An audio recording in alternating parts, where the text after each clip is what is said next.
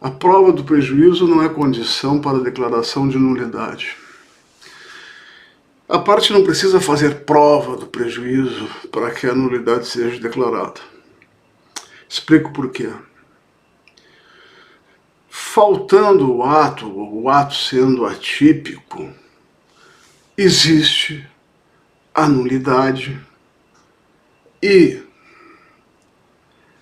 dentro dela, em seu interior, existe o prejuízo. O prejuízo já vem junto com a nulidade. A nulidade que vier, que surgir sem prejuízo, não é nulidade. Não é nulidade. Mas por que o prejuízo está na nulidade? Ele já está na nulidade. Por quê? Porque o legislador, ele não... se ele fez a previsão de que a falta de tal ato ou de tal formalidade ocasiona nulidade, foi por algum motivo. E o motivo só pode ser o de que o legislador entendeu que a falta daquele ato ocasiona nulidade. O legislador não iria brincar de nulidades. Se fizerem de forma errada, que seja errado, façam de novo, por simples brincadeira. Não. Ele decidiu que a falta do ato ou a presença de um ato atípico gera nulidade, por uma razão. E a razão é que ele pressupôs que há prejuízo nesses casos. Então o prejuízo já vem com a nulidade. Por isso que não se deve exigir da parte que prove o prejuízo. Não, a parte só precisa provar, no caso de nulidade absoluta, que faltou um ato essencial do processo. E no caso de nulidade relativa, que faltou uma formalidade essencial de um ato essencial. E, conforme eu vou demonstrar adiante, quem tem que fazer prova não é a parte.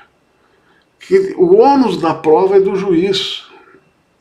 É o juiz, para não decretar a nulidade que foi alegada, ele precisa provar que não houve prejuízo.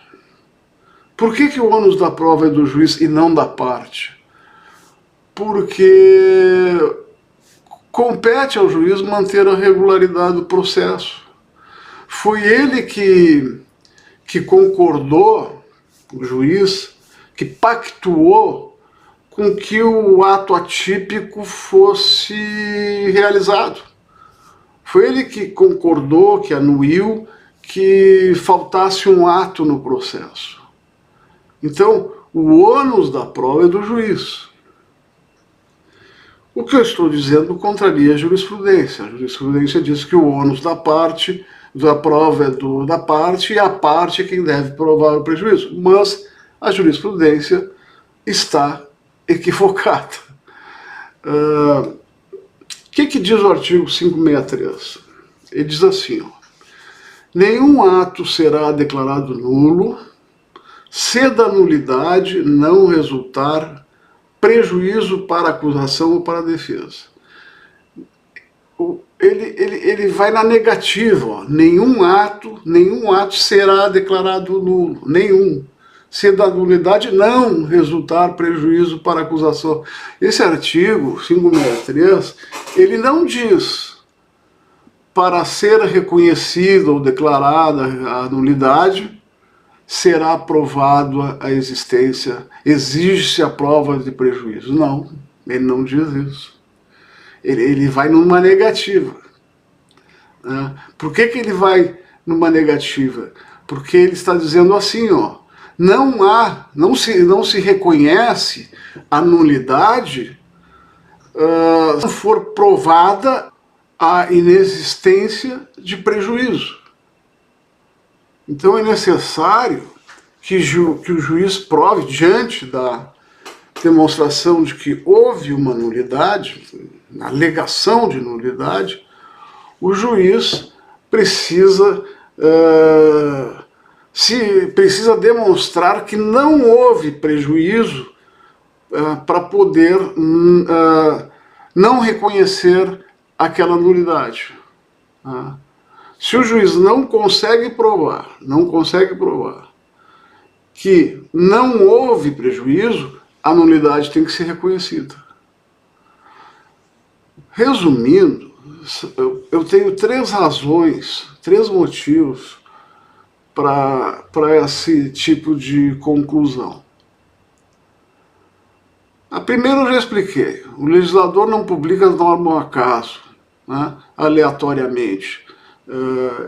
É por um motivo que ele disse que a falta de tal ato gera nulidade. O motivo é porque ele reconhece que há prejuízo na falta desses atos.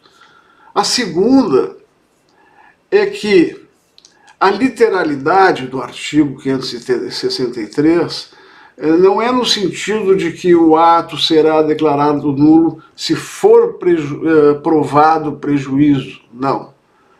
O que ele está dizendo é: não será declarada a nulidade se for possível demonstrar que não houve prejuízo. Então a prova é de que necessária para não declarar a nulidade, a prova necessária é de que não houve prejuízo. E mais, uma terceira razão é que o legislador não exigiria a prova diabólica, a prova quase impossível, que é como é que vai se provar o prejuízo num processo em que um ato foi atípico.